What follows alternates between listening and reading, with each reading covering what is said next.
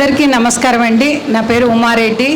నేను పరిగి వికారాబాద్ జిల్లా అక్కడ వ్యవసాయ క్షేత్రం ఉంది. నేను స్వయంగా పసుపు, బియ్యము, ఒక మామిడి తోట కూడా ఉంది. అన్ని రకాల పంటలు వేయాలనే ఒక ఆసక్తి, న్యాచురల్ ఫార్మింగ్ చేస్తున్నాను. అయితే మా ప్రాంతంలో కోతుల బెడద చాలా ఉంది. కోతుల బెడద వల్ల కూరగాయలు కానీ అన్ని పంటలు వేయలేకపోతున్నాను. కాకపోతే మిల్లెట్స్ వేశాను, అట్లాగే వేరుశెనగ, నువ్వులు ఇలాంటివన్నీ చాలా పంటలు వేశాను. అయితే కోతుల నుంచి వాటిని రక్షించుకోలేకపోతున్నాం. అయితే పసుపు భూమిలో ఉంటుంది కాబట్టి దాన్ని అవేమి పెరకవు. ఉల్లిపాయలు పెట్టినా కూడా భూమిలో ఉన్నా కూడా ఉల్లిపాయలు కూడా పెరికేస్తున్నాయి. పసుపుని మాత్రం ఏం చేయట్లేదు. అందుకని ప్రధాన పంటగా పసుపు తీసుకున్నాను. అది కంటిన్యూ అవుతుంది. ఇంటి కోసము కొంత రైస్ పండించుకుంటున్నాను, ప్యాడీ. అయితే ఈసారి నాకు ఒక స్పెషల్ రైస్ ఒకటి సజెస్ట్ చేశారనమాట. కరీంనగర్ శ్రీకాంత్ అని ఆయన 125 రకాల విత్తనాలు కాపాడుతూ అలాంటి విత్తనాలు పెంచడానికి రైతులను ప్రోత్సహిస్తూ అలాంటి స్పెషల్ విత్తనాలు ఎవరైనా పండిస్తారా అన్నప్పుడు నేను దాన్ని ఒప్పుకున్నాను. ఇప్పుడు నేను పెట్టిన బియ్యం రాణికంద సెంటెడ్ రైస్ అండి. ఇది సెంటెడ్ రైస్ రాణికంద. అయితే ఇవి మరీ పాత పడలేదు, ఎందుకంటే సమ్మర్లో వచ్చిన బియ్యము ఇప్పుడు ఇంకొక నెల 2 నెలలు పోతే కానీ పాత పడవు. ఇది ఫ్రెష్గా పండగలు వస్తున్నాయి కాబట్టి ఫ్రెష్గా కొంత ఆడించడం జరిగింది. పూర్తిగా బ్రౌన్ రైస్ అనమాట. ఇది పూర్తిగా బ్రౌన్ రైస్. ఇది కొంచెం ఎక్కువసేపు నానబెట్టి వండుకోవాల్సి ఉంటుంది. కొత్తది అన్నప్పుడు గంజి వార్చే వాళ్ళకైతే పొడిగా వస్తుంది అన్నము. గంజి వార్చకుండా తినాలంటే కొంచెం స్టిక్కీగా అనిపిస్తుంది. కానీ ఆరోగ్యానికి చాలా మంచిది. షుగర్కి కానీ వేరే చాలా విషయాలకు కూడా ఇది మేలు చేస్తుంది. పూర్తిగా బ్రౌన్ రైస్ అంటే మనం వడ్లను ఒలిచినట్టుగా పాలిష్ లేని బియ్యం, అన్పాలిష్డ్ అనమాట, పూర్తిగా అన్పాలిష్డ్. ఇవి ట్రై చేయొచ్చు. ఒక 1/2 కిలో తీసుకొని ట్రై చేసి మీకు ఎక్కువ మొత్తంలో కావాలంటే 25-50 అట్లా బ్యాగ్స్ కావాలంటే మేము పంజగుట్ట నుంచి సప్లై చేస్తాం.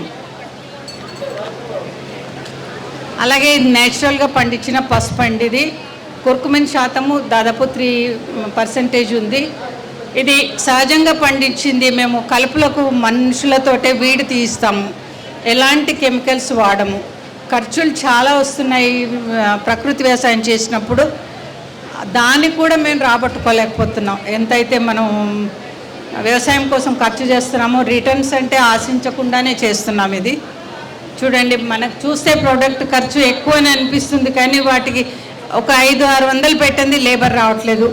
సరిగ్గా విత్తనం వేసేటప్పుడు హార్వెస్టింగ్ టైంలో చాలా డిమాండ్ చేస్తారు. ఇంకా ఎక్కువ వాళ్ళకి గుత్తలు ఇవ్వాలి, 1000 రూపాయలు పడాలి, అవి నిజంగా ఇవ్వాలి వాళ్ళకి. కానీ మన ప్రోడక్ట్కి సరైన కాస్ట్ దొరికినప్పుడే వాళ్ళకు కూడా మనము సరైన లేబర్ ఛార్జెస్ అవన్నీ కూడా పే చేస్తాం. లేకపోతే మనకి ఒక పెద్ద బాధ అయిపోతుంది, లేబర్కే పెట్టేస్తున్నామే అంతా అని.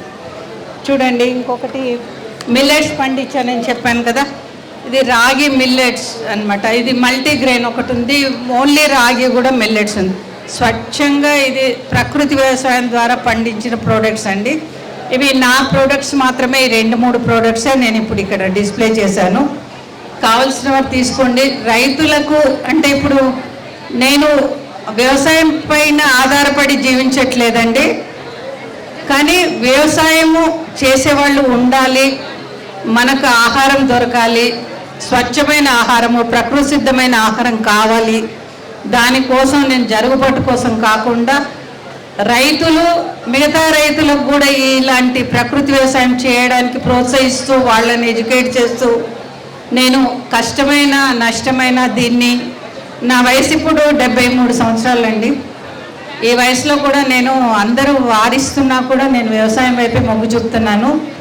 చూడండి, ఇదేంటంటే ప్రకృతి వ్యవసాయం వైపు ఇంకా కొంతమంది రావాలి. మా ఊర్లో ఇప్పుడు నేను ఒక్కదాన్నే పసుపు పంట పండించడానికి కూడా ఎక్కువ శ్రమ అవుతుంది, ఎక్కువ లేబర్ అవుతుంది, ఎండాకాలం శ్రమించాలి.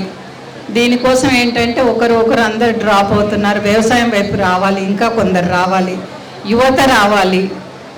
ఆర్గానిక్ అని కాకుండా ప్రకృతి వ్యవసాయం అండి. ఆర్గానిక్ ప్రకృతి వ్యవసాయం కూడా కొంత తేడా ఉంటుంది. ఆ సబ్జెక్ట్ చాలా వాస్ట్, వాటన్నిటి గురించి తెలుసుకోవాలంటే ఇంకా చాలా మాట్లాడాల్సి ఉంటుంది. ఇది ప్రకృతి వ్యవసాయం ద్వారా పండించిన ప్రోడక్ట్స్ అండి.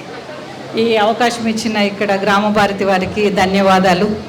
నా స్టాల్ నెంబర్ 11 అండి. నా ఫోన్ నంబర్ 9849627594. స్టాల్ నెంబర్ 11 ఆ కార్నర్లో ఉంది, రైట్ సైడ్ కార్నర్లో ఉంది. ధన్యవాదాలండి.